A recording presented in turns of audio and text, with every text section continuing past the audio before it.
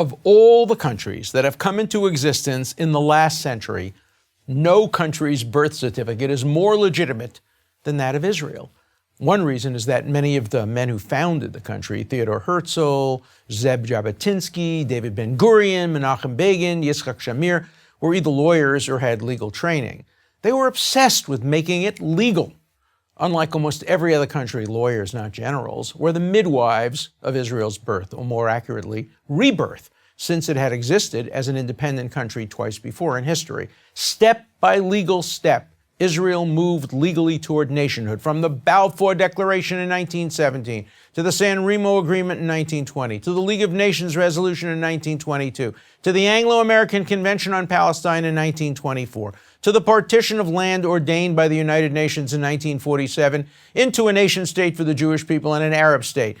Yet immediately upon its lawful establishment in 1948 as the nation-state of the Jewish people, Israel was illegally attacked by all the surrounding Arab states, as well as by elements of the local Arab population.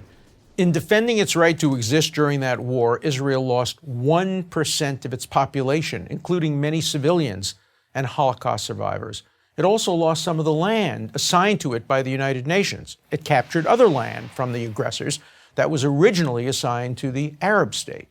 The end result of that war against Israel was an armistice line that prevailed until 1967, when Israel was once again attacked by Jordan during Israel's war with Egypt and Syria. Between 1948 and 1967, despite the armistice, Arab terrorists continued to infiltrate Israeli borders and to injure and kill Israeli citizens. That was part of an official policy by the surrounding governments and by leaders of local Palestinian groups. All of it was in violation, obvious violation of international law. Following the establishment of Israel, a transfer of populations occurred. Several 100,000 Arabs who fled from Israel during the War of Independence were not allowed to return. Some had chosen to leave, assured by their Arab leaders that the fledgling country would not last a week. Others were forced to leave. At that time, approximately the same number of Jews were forced to leave Arab countries, another violation of international law, where they had lived for thousands of years. The difference was that Arab countries kept the Arabs who left Israel in refugee camps, where many of them still live more than half a century after leaving Israel. And Israel, on the other hand, fully integrated all the Jewish refugees from Arab countries into Israeli society, where many of their descendants now serve in the highest positions of Israeli life. Israel's establishment as the nation-state of the Jewish people by entirely lawful means is quite remarkable for several reasons. First, there is no country in the world that is as surrounded by hostile enemies as is Israel.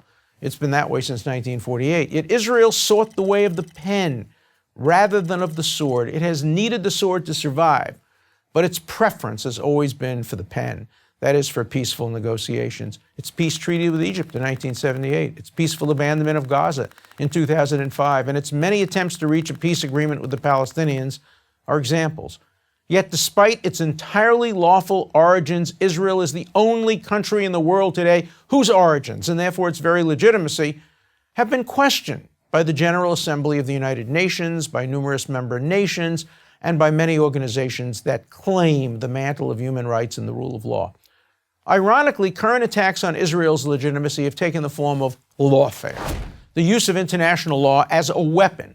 Any fair tribunal that judged Israel by universal standards would reject such attacks out of hand. But alas, international courts like the UN itself have been packed by those bitterly antagonistic to the nation-state of the Jewish people. For example, the misnamed International Court of Justice refuses to acknowledge that Israel, a country that deals with terror attacks and the threats of terror attacks on a regular basis, has any special security needs.